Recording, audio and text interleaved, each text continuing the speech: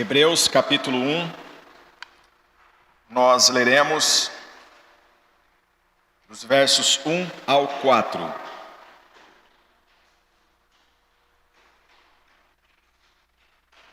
Diz assim a palavra do Senhor: Havendo Deus outrora falado muitas vezes e de muitas maneiras aos pais pelos profetas, nestes últimos dias nos falou pelo Filho, a quem constituiu o herdeiro de todas as coisas, pelo qual também fez o universo.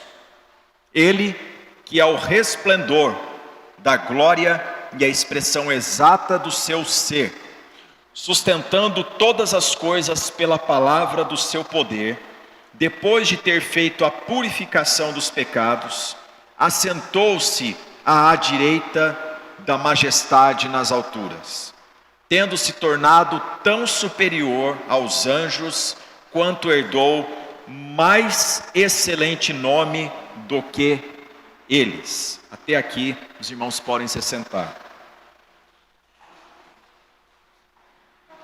Na exposição bíblica desta manhã, nós estamos continuando Hebreus, e nós vimos na semana passada a importância de refletirmos sobre a declaração que o autor aos Hebreus faz sobre Deus ter falado. Desde criança eu ouço na igreja expressões como: qual o maior milagre na Bíblia? Não sei quantos de vocês já foram interrogados por esta pergunta, ou já tiveram uma conversa assim. Geralmente em acampamentos a gente conversava sobre assuntos como estes, de milagres, qual deles nos traía bastante perplexidade se nós os víssemos, e a palavra do Senhor nos ensina coisas maravilhosas quanto a isto: milagre. Que milagre é aquilo que Deus faz, e é inexplicável. E uma das coisas maravilhosas que nós temos no Antigo Testamento, que as pessoas falam: com certeza esse foi o maior milagre, foi o fato de Deus ter aberto o Mar Vermelho. Que cena deve ter sido aquela, não é? O mar se abrir, um caminho seco se fazer, e o povo de Israel atravessar por meio dele. E outras pessoas dizem: não, o maior milagre é a ressurreição do Senhor Jesus. Sim, certamente, esse é indiscutível.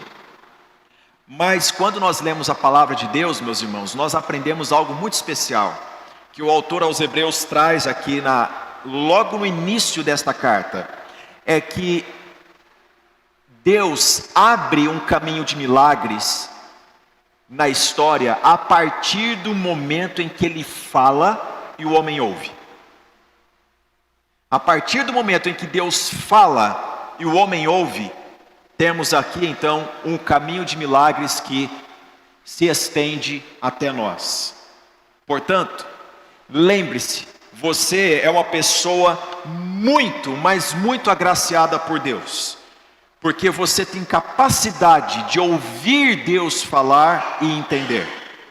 E nós não podemos colocar isso como um pódio de milagres, o que vem primeiro ou depois, porque todos os milagres são importantes, e todos começam com esta declaração: Deus falou, e pessoas ouviram. E o autor aos Hebreus, ele começa dizendo isso: havendo Deus, o quê? Outrora falado. Nós já estudamos isso semana passada. Quem não veio pode ver a aula lá no YouTube, no canal da igreja. Essa forma, ela é poética, e o autor, para falar sobre Deus, ele organiza as suas palavras, ele escolhe com bastante acuidade para trazer assim um hino de louvor ao fato de Deus ter falado ao seu povo. Havendo Deus outrora falado. Quanto Deus falou? Como Deus falou? Ele responde: muitas vezes. Quanto Deus fala? Quanto Deus falou no passado? muitas vezes. Como? De muitas maneiras. O que ele está dizendo aqui é indiscutível a questão de Deus ter falado, e muitas vezes, de muitas maneiras, ele atendeu a necessidade do seu povo quanto à orientação, quanto a ser guiados na justiça. E ao dizer isto, de muitas maneiras, surge a pergunta: a quem ele falou? Por quem? O autor nos diz: aos pais, pelos profetas. Vocês veem que o texto, ele vai nos conduzindo numa hermenêutica de perguntas bem simples. Hermenêutica é a arte de nós interpretarmos um texto. E para nós interpretarmos um texto, nós fazemos perguntas: quem está falando? A quem está falando? Como? Não é? Quando? E essas perguntas vão surgindo na leitura de Hebreus. E então, ao responder por quem ele falou, a quem ele falou, aos pais pelos profetas, por quem, ele diz, nesses últimos dias, ele nos falou, por quem? Pelo, verso 2, filho, pelo filho. Aqui eu tenho que parar um pouquinho e trazer a sua reflexão, chamar a sua reflexão. Coloque-se num lugar de um judeu no século I, um membro da nação judaica no primeiro século. Primeiramente, esta pessoa, ela provavelmente ouviu sobre um Messias que estava na área. E este homem, ele era tão carismático, ele era tão sedutor nas suas palavras, ele era tão pronto nas suas soluções, que ele arregimentou milhares de pessoas como um partido rebelde contra Roma. Seu nome era Teudas. Ele é mencionado em Atos dos Apóstolos. E ele foi contemporâneo dos apóstolos. Tudo indica que ele também foi contemporâneo no ministério do Senhor Jesus. Teudas era um homem que tinha, segundo os historiadores afirmam, capacidade de iludir os outros com milagres. A sua palavra era persuasiva. E aquilo em que os judeus esperavam sobre a figura do Messias, de vir, reunir um povo para colocar os romanos para fora da Terra Santa, Teudas cumpria esses requisitos. Todavia, ele sucumbiu. Ele sucumbiu. Então você, no lugar de um judeu, no primeiro século, já teria visto movimentos messiânicos. Ali surgiu, será que é ele? Fulano já está seguindo ele, vamos ver no que vai dar. Outros não, vamos ter cautela, porque um surgiu e levou o povo à destruição. Vamos com calma nesse negócio aí de ouvir pessoas que falam em nome de Deus e que se levantam como profetas.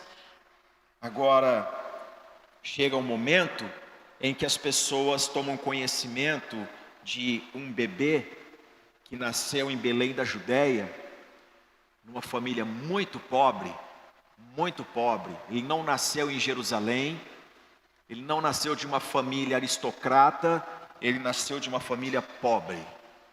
E estranhamente, quando esse bebê foi levado até o templo, até o local em que ele seria consagrado, segundo a lei,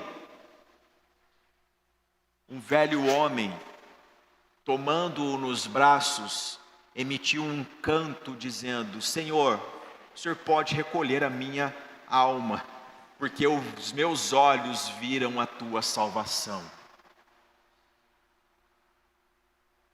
E alguém diz: como assim aquele homem fala um negócio desse? Das duas, uma: ou ele não está bem, suas faculdades mentais, ele está exagerando, ele ficou emocionado por segurar um bebezinho, ou esse bebezinho ele tem alguma coisa aí. E alguém poderia dizer assim: não, porque há 400 anos que não se levanta um profeta. Arvora-se um aqui, outro ali, mas vamos com calma. Outro burburinho circula, é que essa criança cresceu e quando estava na época do seu bar mitzvah, é levada até Jerusalém, quando ela lê pela primeira vez a lei de Deus publicamente, ela ensina aos doutores, ela conversa com os doutores, fala de igual para igual, e as pessoas ficam maravilhadas de tamanha sabedoria. Como assim? O pai dele é carpinteiro, eles são tão simples, lá da Galileia, pode vir alguma coisa boa da Galileia? Só que chega um momento em que também na Galileia surge uma notícia, é que esta pessoa foi chamada a um casamento, e lá neste casamento, começou a faltar vinho, e ele ordenou que se enchessem talhas de pedra com água, e aqueles homens obedecendo a sua palavra, viram um milagre diante dos seus olhos, porque a água, que é um mineral, foi transformada em vinho, que é o produto da uva. Já parou para pensar nisso? O que aconteceu naquela festa? Ele escolheu aquele lugar para realizar o primeiro milagre, e alguém diz, aquele homem ali, Deus levantou ele na nossa geração. Começam a ouvir o ensinamento dele e outra frase sai, ele não ensina como os demais, ele ensina com poder, com autoridade, ele não é enfadonho como os escribas, ele não é um moralista, ele tem vida na sua palavra. Quando ele fala, o nosso coração pega fogo, a gente tem vontade de amar a Deus, de obedecer a Deus, vamos ouvi-lo cada vez mais. E outras notícias começam a circular, como por exemplo, de uma viúva, de uma pequena cidade chamada Naim, que ela está no cortejo fúnebre do seu único filho.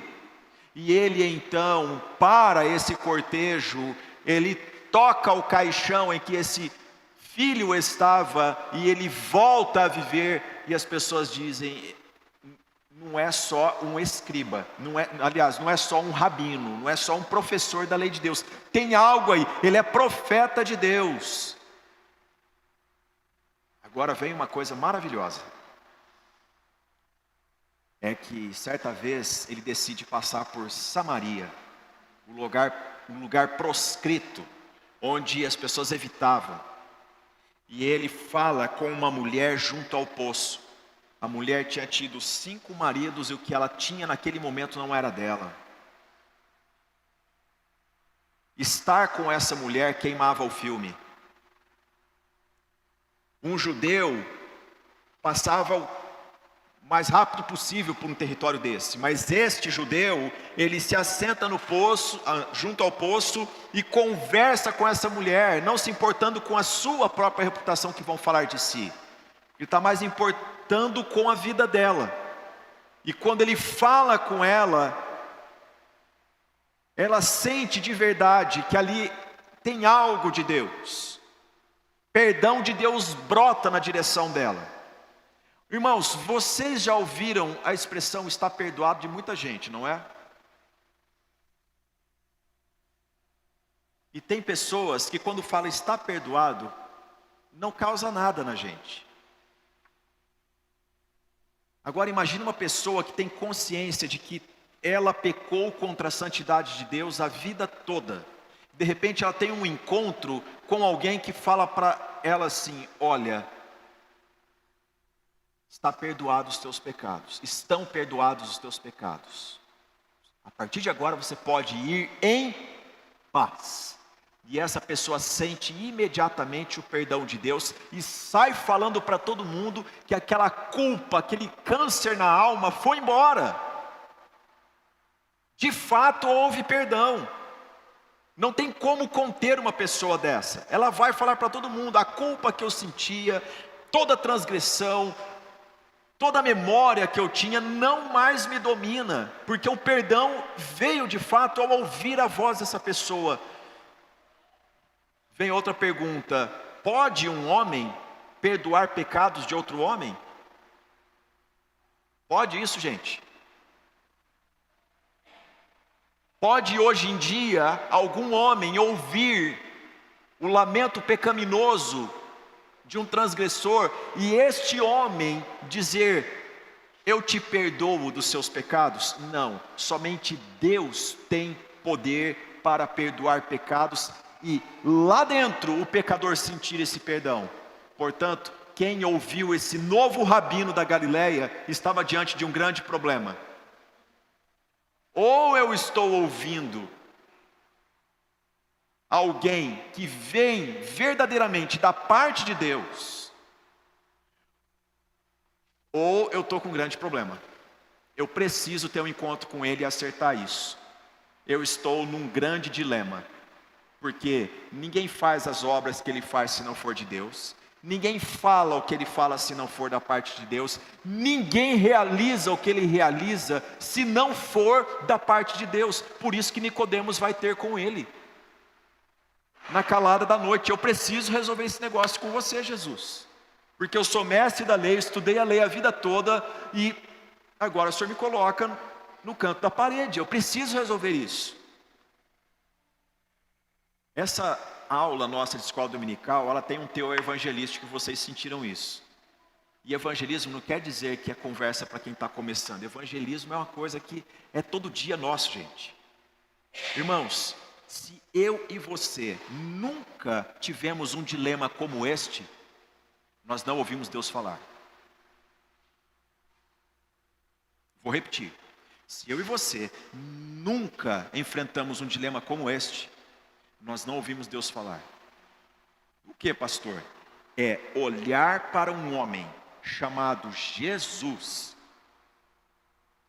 e dizer: é verdadeiramente um homem, porque ele padeceu como um homem, mas ouvir as palavras dele e saber: não é apenas homem. Não é apenas homem. Quem é ele?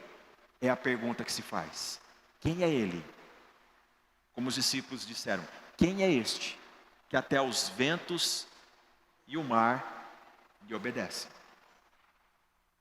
Você tem essa pergunta no seu coração? Vendo um paralítico que estava numa tarimba, numa cama seca, rude, embrulhando isso e colocando embaixo do braço e saindo, dizendo: primeiro, quando ele me viu, ele disse: perdoados estão os teus pecados. E depois ele disse: levanta e anda. Primeiro ele realizou algo aqui dentro. E eu sinto que eu sou uma pessoa cabalmente perdoada por Deus, por causa deste encontro com ele. Não é apenas um homem, não é apenas um rabino. E o que ele faz só pode ser Deus com ele. Quem é ele? O autor aos Hebreus nos diz: havendo Deus outrora falado aos pais pelos profetas, e isso foi de muitas maneiras, muitas vezes. Olha o que ele diz: nestes últimos dias, nos falou pelo Filho. Quem é ele? Ele é o Filho. Ele é o Filho. Pessoas que outrora pensavam: Deus é uma massa energética sobre este cosmos que mantém tudo isso organizado, é uma energia que nós não podemos. Esqueça esse esoterismo. Ele é uma pessoa. E Deus o chama de meu filho. Eu o gerei entre vocês. Por isso que o nome é Filho. Mas como vinham as profecias dizendo sobre ele, no advento do seu nascimento, e principalmente na pregação de João Batista, era dito: ele é aquele que existe desde a fundação do mundo. Ele é antes do antes. Este é o Filho. Deus enviou o seu Filho para falar a nós. Hebreus nos diz: Ele nos falou pelo Filho. Quem é Ele? Hebreus capítulo 1, verso 2. A quem constituiu o herdeiro de todas as coisas, pelo qual também fez o universo. Vamos meditar nessa declaração. O autor nos diz: a quem constituiu herdeiro. Essa expressão, ela é muito comum em qualquer civilização, principalmente no Ocidente, porque o constituir herdeiro se dá, primeiramente, por filiação. Naturalmente, essa pessoa herdará algo do seu pai. Também por designação, ou por nomeação. Quando nos diz que ele é o herdeiro, essas três coisas estão em conjunto, implícitas aqui. Ele é o herdeiro de quem? De Deus, por ser seu filho, porque Deus o designou, Deus apontou sobre ele. Deus apontou sobre ele: este é o meu filho amado, em quem me comprazo. Todo o meu prazer está nessa pessoa aí, Deus disse. Se você quer me agradar, olhe para ele. Se você quer me agradar, ouça ele. Este é o meu filho amado, em quem tenho todo o meu prazer. Se você quer me agradar de dentro para fora mesmo, de verdade, receba ele. Receba ele de verdade, porque ele está falando com você. Também o Senhor, no Monte da Transfiguração, quando ele orava, o seu rosto transfigurou de forma gloriosa diante dos discípulos, e então uma voz veio. Naquele momento em que o círculo menor dos apóstolos, Pedro, Tiago e João, estavam orando com Jesus, tiveram a visão de Moisés e Elias conversando com Jesus. O que quer dizer isso? Que visão gloriosa é essa? A Bíblia judaica, ela é dividida em lei e profetas. A figura que simboliza a lei é Moisés. A figura que simboliza os profetas é Elias. E ali estão Moisés e Elias conversando com quem? Com Jesus. E então vem uma voz do céu, a voz do Pai, dizendo: este é meu filho amado, a ele ouvi.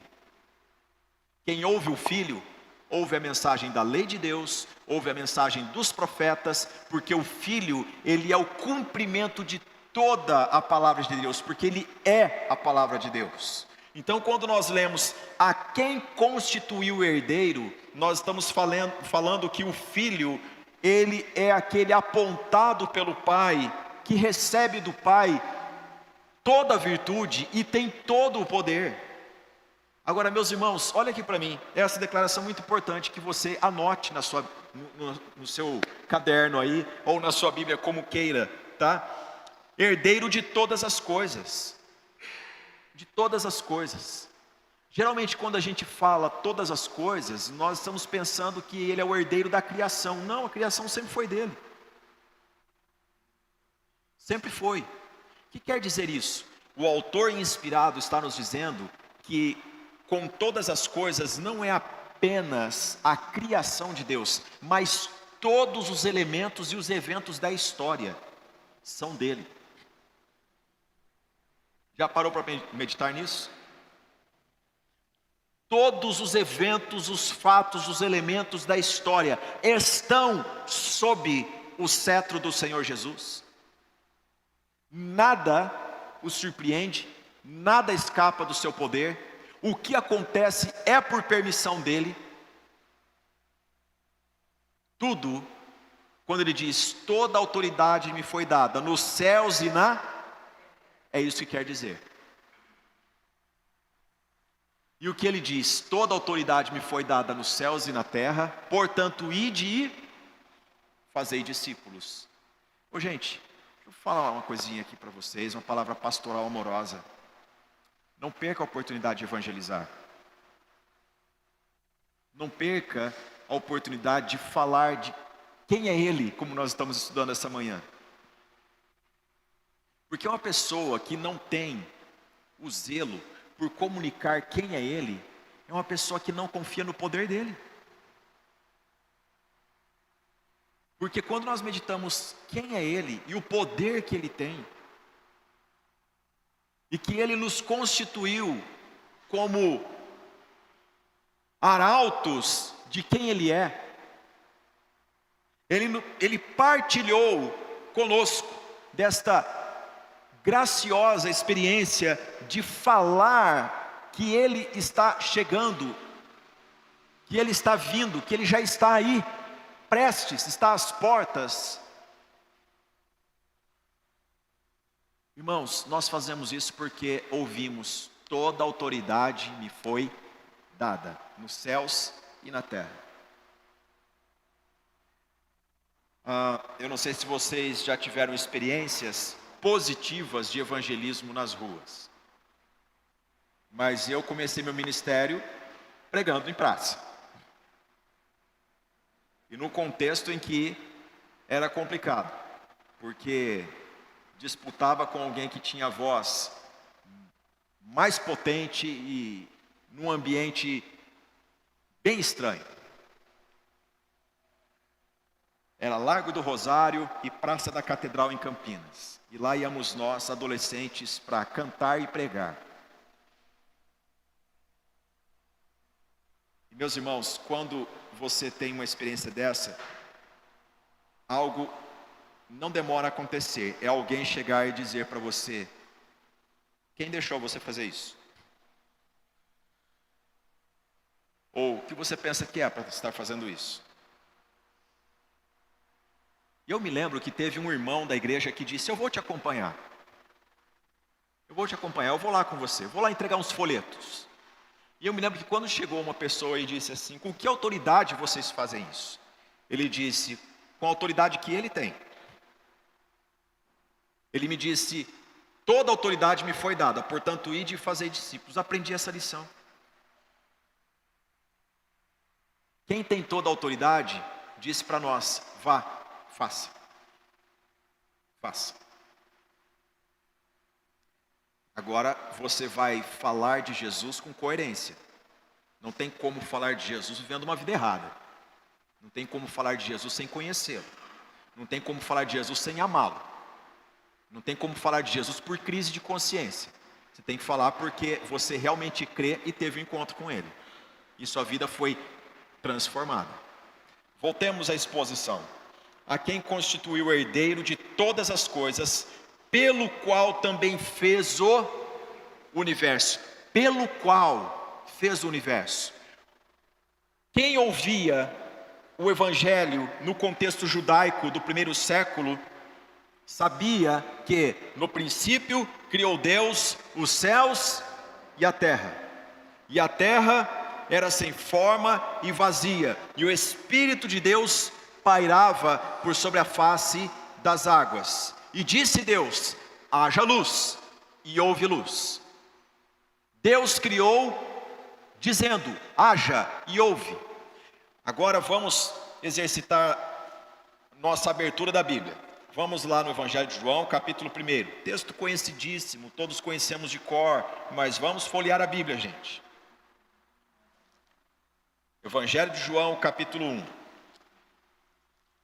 Carregue sua Bíblia, manuseie ela, cotege a Bíblia, ou seja, folheie, leia, releia. Evangelho de João, capítulo 1, diz assim: no princípio era quem? Era o que? O Verbo. E o Verbo estava com Deus. Aqui nós temos uma declaração importante. Porque estar com Deus no princípio, antes de todas as coisas, só pode ser alguém com atributos divinos. Porque isso está dizendo sobre eternidade. Somente Deus é eterno, gente. Nós fomos criados para a eternidade com Deus, mas somente Deus não tem início e não tem fim. Então dizer que há algo ou alguém com Deus Está dizendo, alguém conjugava da mesma atribuição divina. E o verbo era Deus. Ele estava no princípio com Deus. Parece redundância, né? Mas é ensino. Todas as coisas foram feitas por Ele? Não, por intermédio dEle. E sem Ele, nada do que foi feito se fez. Essa é a visão cristã da criação. Sem Ele, nada do que foi feito se fez. Tudo que está aí é por causa dEle. Qual é a visão nossa sobre aborto? Não abortar. Por quê? A aplicação que a gente faz assim, grosso modo, para que todos entendam, é que a criança que está no ventre não é a extensão do corpo da mãe. Uma mãe não pode decidir sobre aquela vida que está no ventre, como se decide se vai fazer uma cirurgia plástica ou não. A não ser que haja uma questão ultra importante, como risco de vida, coisas desse tipo. Que aí entra o campo da ética, que nós não somos tapados, a gente reflete. A gente ouve a ciência, a gente ouve o conselho de pessoas sérias também. Agora, como está se tratando na sociedade, isso nós somos contra. Por quê? Porque tudo quanto foi criado é por meio dele e para ele. E para ele. Agora voltemos ao capítulo 1 de Hebreus. Nestes últimos dias, nos falou pelo Filho, a quem constituiu o herdeiro de todas as coisas, pelo qual também fez o universo. O universo, gente, o que há nesse universo? Quanta coisa, que extensão que é isso. E a palavra do Senhor nos diz, tudo isso foi feito por meio dele. Por meio dele. Verso 3. Ele, que é o resplendor da glória e a expressão exata do seu ser. Quando diz expressão exata do seu ser, a palavra grega empregada é caracter, que é a mesma utilizada na imagem cunhada numa moeda. Alguém deliberadamente tomou uma imagem e pressionou aqui.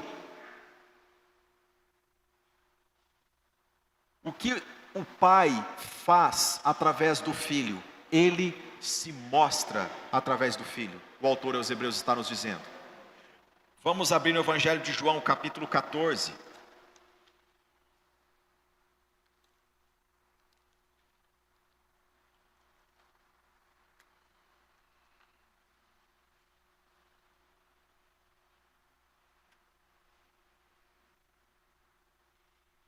Evangelho de João, capítulo 14, versículo de número 8.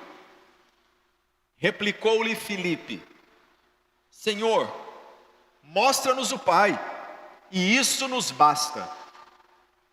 Disse-lhe Jesus: Filipe, há tanto tempo estou convosco e não me tens conhecido? É interessante essa resposta de Jesus, não é? Porque Filipe pergunta a Jesus: mostre-nos Ele. O Senhor está aqui conosco. E o Senhor fala do Pai, o Senhor fala que o Senhor é filho dele. Então mostra-nos Ele. Dá-nos um vislumbre dele. Alguma coisa assim, sei lá, abra os céus E Jesus responde: há tanto tempo estou convosco e não me tens conhecido. Quem está falando aqui? Obviamente que é Jesus, mas é o Pai e o Filho falando a um homem numa pergunta dessa. Irmãos, vocês estão vendo a importância que tem de nós crermos nisso? Deus fala e nós podemos ouvir.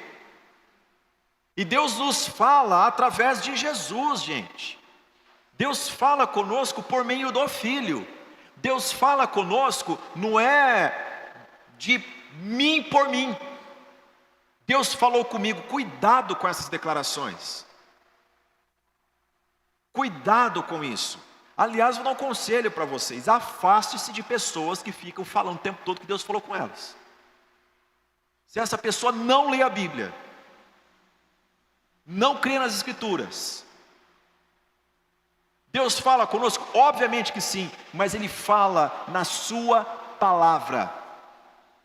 John Owen, que foi um pregador puritano, capelão da coroa inglesa, ele disse o seguinte: as revelações, quando ditas, devem ser comparadas com a palavra. Se comparadas com a palavra, elas constam na palavra, então elas são desnecessárias. Porque se já está na palavra, o que precisa? Você ler a Bíblia. Eis que te digo, está na Bíblia? Está. Então, meu irmão, diga, está escrito na palavra, não diga eu estou dizendo. Está na palavra. Cremos em revelação? Cremos, com R maiúsculo, palavra de Deus. Deus se dignou de comunicar a nós por meio da palavra. E Deus nos fala por meio do Filho. Você não conhece o Filho se não for uma pessoa que medita na palavra de Deus. Faça da Bíblia o teu livro. Se você não quiser ser levado por vento de doutrina. Agora olhe que Jesus continua dizendo a Filipe: quem me vê, a mim, vê o Pai. Como dizes tu, mostra-nos o Pai? Não crês que eu estou no Pai e que o Pai está em mim? As palavras que eu vos digo, não as digo por mim mesmo, mas o Pai que permanece em mim faz as suas obras. Crede-me que estou no Pai e o Pai em mim. Crede ao menos por causa das mesmas obras. Em verdade vos digo que aquele que crê em mim fará também as obras que eu faço, e outras maiores fará, porque eu vou para junto do Pai. E tudo quanto pedirdes em meu nome, isso farei, a fim de que o Pai seja glorificado no Filho. Irmãos, essa questão da glória de Deus, ela é muito importante, porque Jesus nos ensina que a glória do Pai, ela está no Filho. O Pai glorifica o Filho glorifica o Pai. Isso está intimamente ligado, e isso não acontece em nós, no nosso culto público, se não for por obra da pessoa bendita, divina do Espírito Santo. John Piper diz que o ministério do Espírito Santo é um holofote que projeta o rosto de Jesus, que mostra a glória do Filho, e o Filho manifesta a glória do Pai. No nosso culto, quem deve ser glorificado? Deus, né, gente? Então, quando Hebreus nos diz: Ele que é o resplendor da glória e a expressão exata do seu ser, essa palavra, ela me chama a atenção. Expressão exata. Expressão exata. Os engenheiros precisam trabalhar com exatidão. Uma das coisas que há na engenharia que me chama muita atenção é quando eu estou passando por uma via aqui em São Paulo e eu vejo a obra da engenharia. Começa de um lado do rio, uma ponte, e do outro lado também. E esta ponte vai sendo construída e vai se encontrar sobre esta rodovia. E eu vejo aquilo maravilhado, a graça comum de Deus, como Deus distribuiu isso aos homens, essa capacidade maravilhosa. Isto é exatidão matemática. Agora, nós não estamos falando desta exatidão matemática, nós estamos falando da exatidão gloriosa do Filho. Ele é a expressão exata de Deus. Você tem medo de Deus? Você desconfia de Deus? Você tem, assim, receio de Deus? acha que Deus está te perseguindo. Você precisa conhecer Jesus. Porque em Jesus está estampada a figura de Deus. Quem é Deus? Ele é amor, Ele é justiça, sim. O juízo está sobre todo aquele que nele não crê. O Senhor Jesus disse isso no Evangelho de João, capítulo 5. Esse que não crê, já está condenado. Agora, quem nele crê não será confundido. Quem nele crê, conhece quem é o Pai. Ele é a expressão exata do ser de Deus, sustentando todas as coisas pela palavra do seu poder. Nós estamos na parte B do versículo 3. Observe bem o que o autor diz: sustentando todas as coisas pela palavra do seu poder. A carta aos Hebreus foi escrita, meus irmãos, na língua grega. E os gregos, eles tinham o mito de Atlas, uma figura que carregava o mundo nas costas. E Atlas carregava com passos, com muito sofrimento, com muito vagar, tamanho peso da terra, e além deste peso, o peso que os homens causavam nos deuses. Essa era a imagem que o mundo antigo tinha: os homens causam peso sobre os deuses. Por isso que de vez em quando assim acontece umas catástrofes, uns terremotos, umas enchentes, porque os deuses estão assim transbordantes estão enfadados com os homens. E Atlas é essa figura que carrega o mundo nas costas. Mas quando é para falar do poder de Deus, ele nos diz com uma outra expressão, que não é a mesma utilizada para Atlas. Ele fala, sustentando todas as coisas pela palavra do seu poder. O que significa isso? É que o Filho tem um poder de carregar todas as coisas para um fim que ele já planejou. E ele não carrega enfadonhamente e sofregamente, ele carrega triunfantemente todas as coisas. Irmãos, olhem aqui para mim. Nenhuma notícia que você ouve no jornal está fora disso aqui. Ele tem domínio sobre todas as coisas. Por mais que nós, a nossa parca inteligência, julguemos, meu Deus, e as guerras, e as fomes e tudo mais, olha, eu também não alcanço aí, tá? Também não. Mas eu creio quem é o Filho e que ele tem todo o poder. E como dizia Billy Graham, eu li a última página da Bíblia e concluí de que no fim tudo vai dar certo. Porque é ele que está carregando todas as coisas para este fim.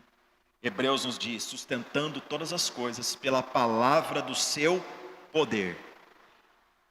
Vírgula. Depois de ter feito a purificação dos pecados, assentou-se à direita da majestade nas alturas. Espera aí, o autor ele está falando sobre o Filho, que ele não é um mero rabino, que ele não era uma pessoa que eu ficava com uma alternativa de se creio ou não creio. Ele de fato tem atributos divinos, e agora ele traz uma mensagem profunda. Ele fala que este, que é o Filho, fez a purificação dos pecados. Como nós meditamos naquela primeira aula sobre Levítico, por que foi importante a gente tocar naquela introdução ali e um esboço de Levítico? Para a gente lembrar, meus irmãos, da figura do sumo sacerdote.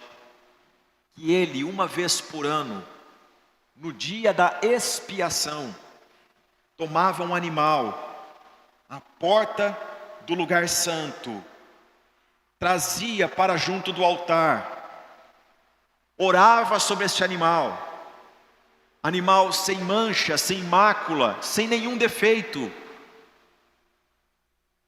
E ali ele imolava, passava lâmina nesse animal, vertia o sangue deste animal numa bacia. Por que isso? Porque sem derramamento de sangue não há remissão de pecados. Pastor Davi, isso não é algo da cultura do Antigo Oriente Próximo? Não. é algo de Deus. As demais culturas do mundo, elas perverteram este rito que o Senhor ordenou desde a antiguidade, porque anunciava o sacrifício maior que aconteceria na cruz do Calvário. Quando que Deus instituiu isso? Na eternidade. Porque Apocalipse, capítulo 13, nos diz de que Jesus é o Cordeiro de Deus, imolado desde a fundação do mundo. Todos os demais cordeiros apontavam para este Cordeiro maior. E o sumo sacerdote, ao imolar esse animal, tomava do sangue na bacia, e então ele entrava no Santo dos Santos. Estou aqui encurtando o trajeto dele. E com muito temor e tremor, ele aspergia esse sangue sobre o propiciatório, que era a tampa da Arca da Aliança, onde 2 querubins estavam de frente um para o outro, em cima da Arca da Aliança. Qual outra referência que nós temos que fala de querubins guardando um lugar santo? Gênesis. Quando o homem foi expulso do jardim, Deus colocou ali querubins. A palavra querubim no hebraico, ela advém de chama, de algo flamejante. É Deus guardando, e o sumo sacerdote entrava neste lugar restrito, em que Deus se manifestava, e este sangue era aspergido sobre a tampa da arca, chamada propiciatório. E o que havia ali dentro? As tábuas da lei, o testamento. O testamento só entra em vigor onde há morte. O homem pecou, ele deveria morrer, mas Deus diz: eu te amo e eu vou prover uma morte substitutiva no lugar da tua, para te remir, para que você se arrependa e você caminhe em santidade e justiça. Tudo tem um ensino em Levítico, tudo tem um ensino que aponta para Cristo. E quando o autor aos Hebreus nos fala do Filho, que ele tem todo este poder, diz que depois dele ter feito a purificação dos pecados, aí um hebreu no primeiro século diz: mas ele não era sumo sacerdote? Ele nem sequer da tribo de Levi? Como assim? Por que que Jesus é chamado de sumo sacerdote? Não perca a cena dos próximos capítulos, tá? Nós vamos discutir isso.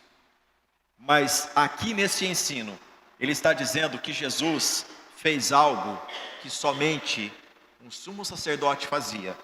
A mensagem é: Cristo é o sumo sacerdote. Ele fez a purificação.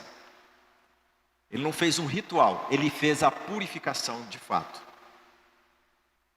Segunda coisa, é que ele não é apenas o sumo sacerdote, ele é a oferta.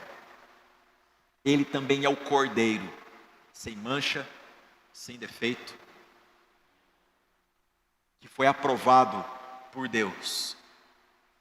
Quando João Batista anunciou a chegada de Jesus, ele disse o quê? Eis o Cordeiro de Deus, que tira o pecado do mundo. Sangue de animais e de bodes cobria, mas o sangue de Jesus tira. O autor aos Hebreus então nos diz que, tendo feito a purificação dos pecados, assentou-se à direita da majestade nas alturas. A expressão assentar-se à direita é uma expressão de autoridade.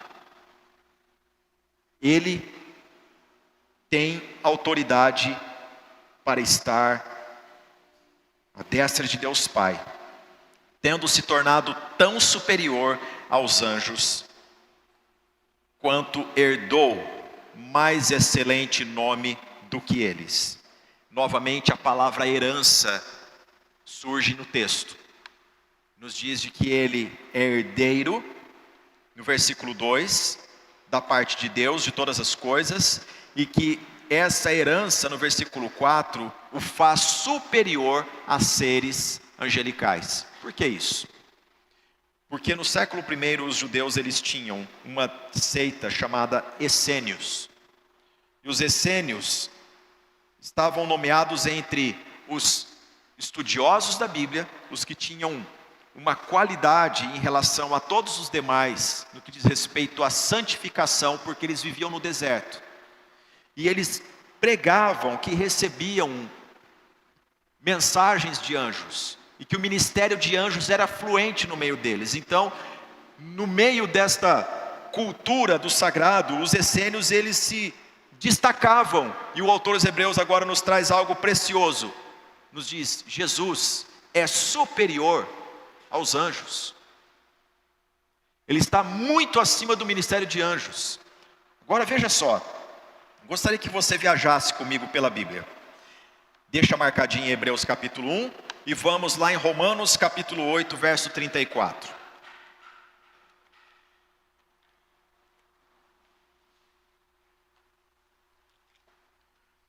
Romanos 8, 34.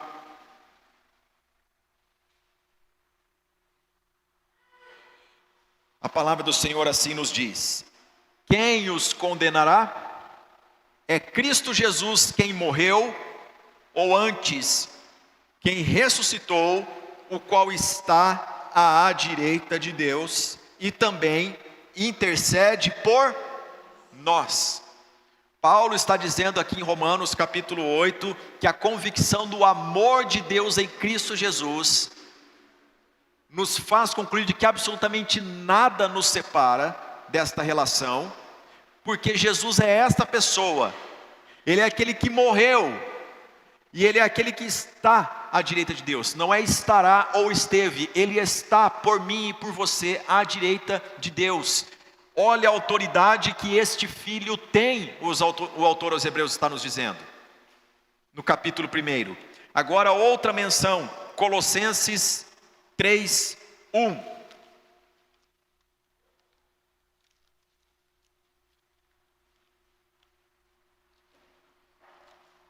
Eu estou lendo os textos porque há irmãos que nos acompanham pela internet e assim fica audível para eles. Colossenses 3:1 nos diz: portanto, se fostes ressuscitados juntamente com Cristo, buscai as coisas lá do alto, onde Cristo vive, assentado à direita de Deus. Pensai nas coisas lá do alto, não nas que são daqui da terra, porque morrestes e a vossa vida está oculta juntamente com Cristo em Deus. Eu gosto da expressão em inglês dessa frase, dessa palavra pensar nas coisas lá do alto, porque ela quer dizer: coloque as suas afeições, os seus deleites nas coisas do alto. Em época de carnaval é importante lembrar isso, nós não temos nada a ver com essa festa. Esse prazer não é nosso. Ensinem vossos filhos, isso é festa da morte. Pais, abram a Bíblia, ensinem seus filhos o que foi a festa ao bezerro de ouro no deserto, que consequências teve. Pais, ensinem seus filhos o que aconteceu na corte de Belsazar, era também carnaval. Pais, ensinem vossos filhos como Herodes morreu em Atos dos Apóstolos, comido de verme, tudo por causa desta festa da carne. Agora as nossas afeições e o nosso deleite não está aqui, está onde? Nas coisas do alto. Por quê? Cristo está sentado à destra de Deus Pai. A autoridade de Cristo nos satisfaz. A posição de Cristo nos satisfaz plenamente. O lugar em que Cristo está é para onde eu e você estamos destinados a ir. Portanto, não nos envolvamos com o que embaraça as nossas pernas nesta vida. O autor aos Hebreus vai dizer no capítulo 12. Nós vamos chegar lá. Agora, mais uma referência. Vamos ler Filipenses, capítulo 2, versos 9 a 11. Filipenses 2.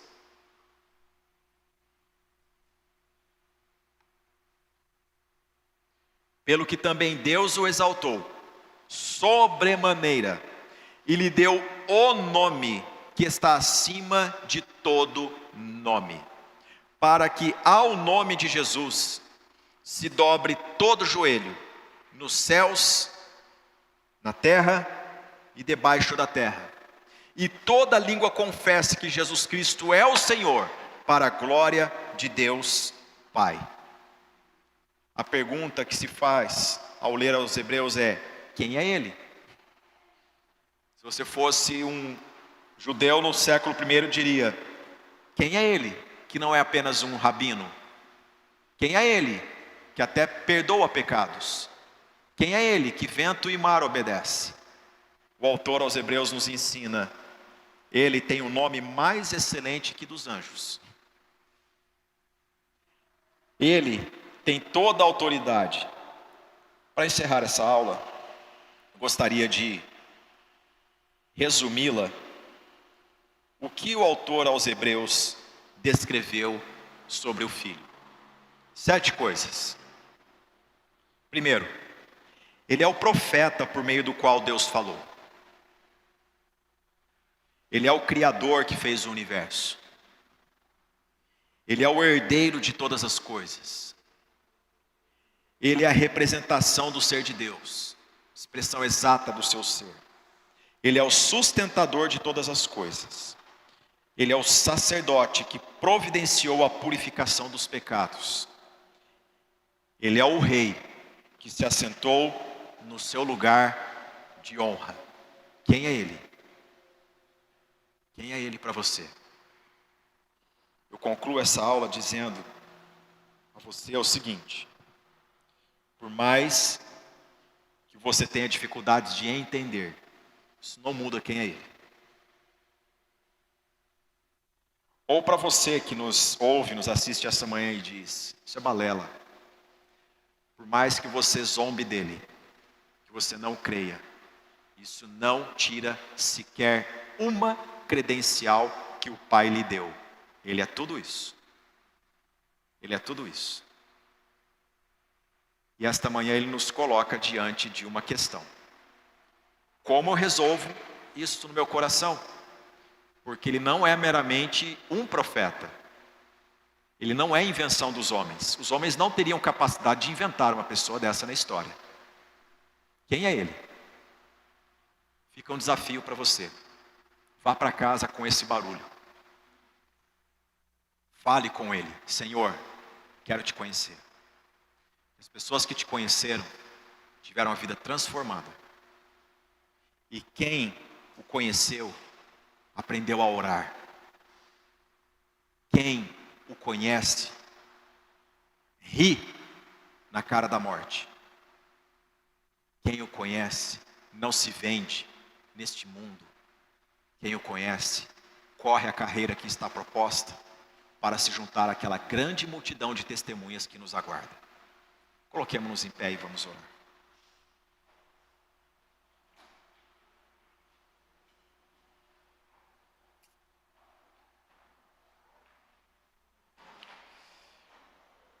Senhor nosso Deus e Pai, te louvamos esta manhã pela oportunidade que tivemos de expor as Sagradas Escrituras. E, ó Deus, nos alimentar de Ti, Senhor. Dá-nos sempre este alimento, ó Deus. Ó Deus, nem só de pão viverá o homem, mas de toda a palavra que procede da boca de Deus. Senhor, nós hoje aprendemos a fazer a pergunta correta: quem é Ele? Senhor, responda ao coração de todos nós quem Tu és. Fala, ó Deus, o coração aflito. Fala ao coração que luta contra o pecado, que este é Jesus, que tem todo o poder. E se Ele viver em nós, como a Tua palavra assim promete, então esta presença maravilhosa colocará para fora tudo o que não faz parte da santidade de Deus.